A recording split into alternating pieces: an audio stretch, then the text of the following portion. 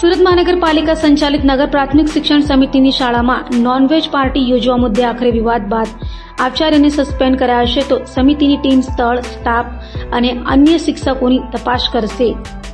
સુરતના ગોળાદરા વિસ્તારમાં આવેલી નગર પ્રાથમિક શિક્ષણ સમિતિ સંચાલિત સરકારી શાળાઓ ક્રમાંક 342 અને 351માં તંત્રની જાણે કે પરવાનગી વિના ગેટ ટુગેધર કાર્યક્રમ અને નિંદનીય નોનવેજ પાર્ટી યોજવા બદલ આચાર્ય પ્રભાકર એલિગેટીને સસ્પેન્ડ કરાયા છે. રવિવારે સરકારી સ્કૂલમાં 1987 થી 1991ના વિદ્યાર્થીઓ માટે ગેટ ટુગેધર કાર્યક્રમનું આયોજન કરવામાં આવ્યું હતું.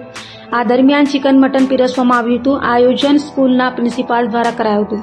નોનવેજ પીરસવાનો વિડીયો પણ સામે આવ્યો હતો. પરિસરમાં આવેલી માતા સરસ્વતીનું મોં ચૂંદડીથી ઢાંકીને નોનવેજ પીરસવામાં આવ્યું હતું, જેને લઈ શિક્ષણ સમિતિએ શાળાના આચાર્ય પ્રભાકર એલિગેટીને નોટિસ પાઠવી કૃત્યને ખૂબ જ નિંદનીય ગણાવ્યું હતું. આ ગંભીર મામલે નગર પ્રાથમિક શિક્ષણ સમિતિની ટીમ શાળા પર જઈને સ્થળ, સ્ટાફ અને અન્ય શિક્ષકોની તપાસ કરશે. હાલ તો આચાર્યને સસ્પેન્ડ કરી દેવાયા છે. આચાર્ય 342 નંબરના આચાર્યએ નગર પ્રાથમિક શિક્ષણ સમિતિની શાખને નુકસાન પહોંચાડવાનું ગંભીર કૃત્ય કર્યું હોય આજ રોજ એમને સસ્પેન્ડ કરવામાં આવ્યા છે અને તપાસ કમિટી નિમીને અગાઉની કાર્યવાહી કરવામાં આવશે. ગંભીર બાબત કહેવામાં આવે છે, એના કારણે તો એમને સસ્પેન્ડ કર્યા છે.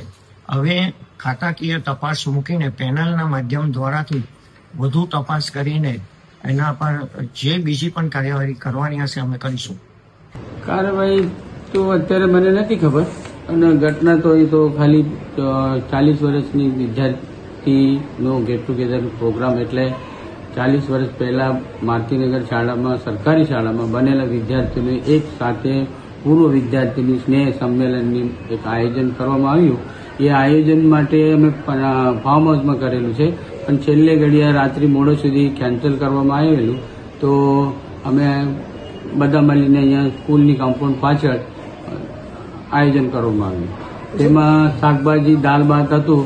એમાં બહારથી લાવેલા, મને ખ્યાલ નથી, મારા કામમાં હું વ્યસ્ત છું, એટલે પછી પેલા મીડિયાવાળા આવેલા ત્યાં સુધી બંધ કરવામાં આવ્યું. ચિકન કેમ પીસાયું અંદર? અહીંયા નહીં પીસાયું, બહારથી મંગાવેલા. એ લોકો મને ખ્યાલ નથી, મને એ મીડિયાવાળા આવ્યા પછી મને એ સમજ પડી. તમે હાજર હતા અને ત્યાં નથી હું. પણ બધાના ખાવામાં પીરસાતું હતું, તે તો તમને દેખાયું છે ને? દેખાય છે, પણ બહારથી એ લોકો મંગાવ્યા પછી મને ખબર પડી હું ત્યાં નથી, હાજર નથી, મારા કામમાં હું વ્યસ્ત છું. અચ્છા, તમે જે કહ્યું જે થયું એનાથી ખરેખર યોગ્ય કહેવાય કે યોગ્ય નથી? એ લોકો લાવ્યા અને તપાસ કરીને બતાવું કોણ મંગાવ્યા છે. આ તો સ્કૂલમાં નથી ખાવાનું, અંદર બહાર. પછી એ લોકો લાવ્યા તો કોણ લાવ્યા, કોણ નથી લાવ્યા, પછી બધું ભૂલ સ્વીકારો છો સાહેબ? આ થયું ભૂલ તો એમાં ભૂલ કેવી રીતે થાય? મારા ધ્યાનમાં નથી તો એટલે કેવી રીતે? સાહેબ, શાળા તો તમારી ને. આ તો કઈ વાંધો નથી, શિક્ષણ સમિતિમાં જવાબ આપું ત્યાં પછી એ લોકો સાહેબે જે નોટિસ આપે તો જવાબ આપું છું.